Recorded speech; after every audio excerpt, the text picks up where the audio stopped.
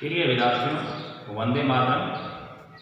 मैं रोहिदास कुमार कक्षा 12 की राजनीतिक विज्ञान की ऑनलाइन क्लासेज में आप सभी का स्वागत करता हूं।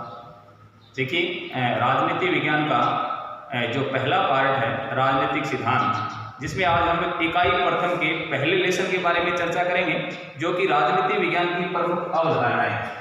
और राजनीति विज्ञान की प्रमुख अवधारणाओं के अंतर्गत इकाई प्रथम का जो पहला लेसन है, जिसका नाम है न्याय। देखिए, न्याय क्या है? तो अगर मैं ये कहूं कि प्राचीन काल में जो प्राचीन समय में जो चिंतन का विषय रहा था वो न्याय रहा था। प्राचीन समय में सबसे ज्यादा जो बल दिया जाता था न्याय। देखिए, एक समय ऐसा था कि जिस समय ना तो कोई कानून की व्यवस्थाएं थी और ना कहीं पर न्याय था। जिसकी लाठी उसकी भैंस, अर्थात जो बलशाली होता था, बलवान होता था, वो लोगों को डरा धमका करके उनसे वस्तुएं छीन लेता था। उस समय न्याय की व्यवस्था नहीं थी।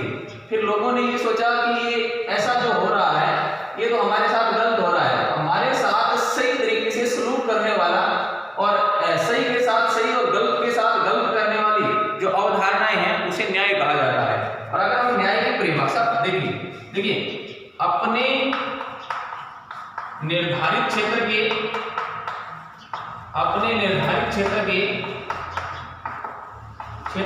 कार्य करना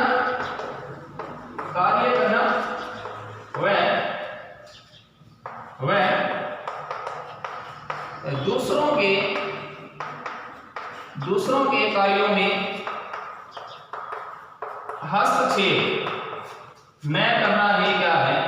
न्याय है। अगर न्याय की आपसे परिभाषा पूछ ले कि न्याय क्या है, तो अपने निर्धारित क्षेत्र के कार्य करना वह दूसरों के कार्यों में हस्तक्षेप न करना ही न्याय है। देखिए, प्राचीन समय में जो राजनीति विज्ञान में चिंतन का जो विषय था वो न्याय था। और जो व्यक्ति न्याय करता था उसे न्यायपरायण व्यक्ति कहा जाता था। न्याय करने वाले व्यक्ति को न्यायपरायण व्यक्ति कहा जाता था। न्यायपरायण व्यक्ति उस व्यक्ति को माना जाता था जिसका चरित्र अच्छा था, जिसके अंदर सद्गुण होते थे, और उस व्यक्ति के द्वारा किए गए निर्णय को सभी व्यक्तियों के द्वारा मान लिया जाता था। और अब अगर हम भारत की बात करें तो भारतीय चिंतन में न्याय का आधार धर्म को माना जाता था। जो व्यक्ति धार्मिक कर्तव्यों का पालन करता था, उसकी बातें, उसके निर्णय को जनता मानती थी, उसे धर्मपरायण व्यक्ति कहा जाता था। तो देखिए, न्याय से संबंधित कौन कौन से क्वेश्चन बनते हैं हमारे प्रथम लेसन में। तो न्याय की परिभाषा, पहला क्वेश्चन तो ये बनता है कि न्याय क्या है? तो अपने निर्धारित क्षेत्र के कार्य करना वह दूसरों के कार्यों में हस्तक्षेप न करना ही क्या है? न्याय है। अब देखिए, न्याय की जो अवधारणाएं हैं उसे कौन लेकर के आया था? तो पहला क्वेश्चन ये बनता है कि सर्वप्रथम न्याय की व्याख्या किसने की थी? तो सर्वप्रथम देखिए, सर्वप्रथम न्याय की व्याख्या करने वाला जो व्यक्ति था, जो चिंतक था, उसका नाम था प्लेटो। देखिए, प्लेटो ने प्राचीन समय में सबसे पहले न्याय की व्याख्या की थी। और प्लेटो के बाद में प्राचीन समय में एक व्यक्ति और रहा था जिसने भी न्याय की व्याख्या की थी, उसका नाम था अरस्तु। तो यहाँ दूसरा क्वेश्चन ये बनता है कि प्राचीन समय में न्याय की व्याख्या करने वाले या न्याय की अवधारणा देने वाले पहले व्यक्ति कौन थे? तो पहले व्यक्ति थे प्लेटो। दूसरे व्यक्ति कौन थे? तो अरस्तु।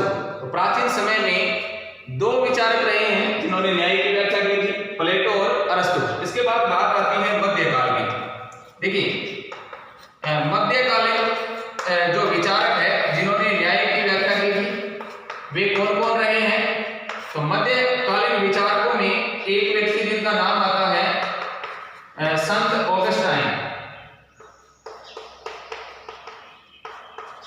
संत ऑगस्टाइन, इन्होंने सर्वप्रथम न्याय की व्याख्या की थी, जबकि मध्यकाल में। और दूसरे एक व्यक्ति थे जिनका नाम है थॉमस एक्विनास। तो यहां ध्यान रखना है, दूसरा क्वेश्चन ये बनता है कि मध्यकालीन विचारक कौन से थे जिन्होंने न्याय की व्याख्या की थी? तो दो व्यक्तियों के नाम आपको याद रखने हैं। Thomas Aquinas. तो यहाँ हमने अब तक जो पढ़ा, सर्वप्रथम न्याय की व्याख्या किसने की? प्लेटो ने की। और प्लेटो ने जो न्याय की व्याख्या की किस समय में की? तो प्राचीन समय में। और प्राचीन समय में दो व्यक्ति थे जिन्होंने न्याय की व्याख्या की थी, एक थे प्लेटो और दूसरे हैं अरस्तु। मध्यकालीन विचारकों में भी दो व्यक्तियों का नाम मुख्यतः आता है, एक है संत ऑगस्टाइन और दूसरे थे थॉमस एक्विनास। इसके बाद देखिए, अब जिस समय हम रह रहे हैं, ये जो आधुनिक समय है, इस समय न्याय पर सर्वप्रथम विचार किसने किए थे? तो ध्यान रखना है, आधुनिक समय में अगर आपसे पूछ ले कि आधुनिक समय में न्याय की व्याख्या करने वाले व्यक्ति कौन थे, तो दो व्यक्तियों के नाम मुख्यतः आते हैं। एक तो है ए.ओ. ह्यूम और दूसरे व्यक्ति हैं जिनका नाम है जॉन रॉल्स। लेकिन इसके अलावा देखिए अनेक व्यक्तियों के नाम आएंगे, जैसे जे.एस. मिल का नाम आता है, हॉब्स का नाम आता है, कार्ल मार्क्स का नाम आता है। इन व्यक्तियों ने भी न्याय की व्याख्या की थी। तो ध्यान रखना है, आधुनिक समय में आपको दो विचारकों के नाम रखने हैं, याद रखने हैं, ए.ओ. ह्यूम और दूसरा है जॉन रॉल्स। तो इन्होंने न्याय की व्याख्या की थी। अब देखिए, एक चर्चा आती है कि भारत में यानी भारतीय चिंतन में न्याय की व्याख्या करने वाले व्यक्ति कौन थे? तो अगर भारतीय विचारकों में अगर पूछ ले, ये जो हमने अभी तक पढ़ा था ये पाश्चात्य चिंतन था, और भारतीय चिंतन में न्याय की व्याख्या करने वाले विचारक कौन कौन से थे? तो देखिए, सर्वप्रथम आदि पुरुष के नाम से जाने जाते हैं मनु। भारत में मनु को आदि पुरुष माना जाता है और ये कहा जाता है कि जो भारतीय है वो मनु की संतान है। तो सर्वप्रथम मनु ने, उसके बाद कौटिल्य ने, इसके बाद बृहस्पति ने, इसके बाद विदुर, शुक्र, इन लोगों ने भारतीय चिंतन में न्याय की व्याख्या की थी। ये ध्यान रखना है, भारतीय चिंतन के जो विचारक अगर पूछे जाए तो दो व्यक्तियों के नाम बताइए, तो ध्यान रखना है मनु, कौटिल्य, बृहस्पति, विदुर, शुक्र। आप इनमें से किन्हीं दो व्यक्तियों के नाम लिख सकते हैं इस प्रकार का अगर क्वेश्चन आए। और अब देखिए, न्याय की जो व्याख्या की थी उसके बारे में हम विस्तार से चर्चा करेंगे।